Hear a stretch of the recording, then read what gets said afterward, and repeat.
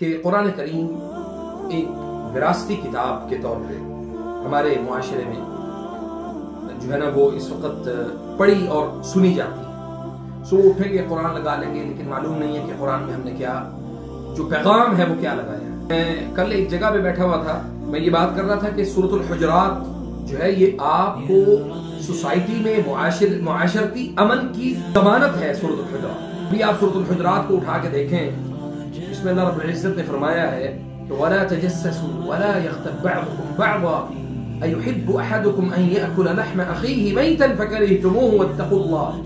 تم جاسوسی نہ کرو. اب جاسوسی اس وقت پاکستان میں سب سے زیادہ جاسوسی کا کام ہو رہا ہے. وَلَا يَغْتَبْ بَعْضُكُمْ بَعْضًا.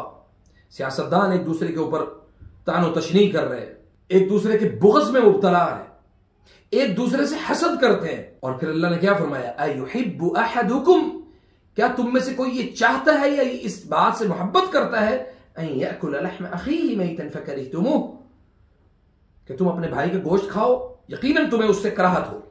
یعنی مردہ بھائی کا گوشت کھانا یہ کتنا بڑا جرم ہے، بلکہ کوئی کھا ہی نہیں سکتا، اس سے کراہت کریں گے ہم، یہ اس کے برابر کہا. لیکن آج آپ دیکھیں کہ کیا قرآن کریم کی اس آیت کا مفہوم سمجھ کے ہمارے حکمران ہوں، سیاستدان ہوں، ہمارے جو ہے وہ چودھری صاحبان ہوں، ہمارے ایم پی ایز اور ایم این ایز ہوں، ہمارے تاجر برادری ہو، الغرض معاشرے میں، سوسائٹی میں بیٹھے ہوئے جتنے افراد ہیں جو صاحب ثروت اور صاحب حیثیت ہیں، کیا وہ غیبت اور چغلی کے بغیر اپنے کام کو چلا سکتے ہیں؟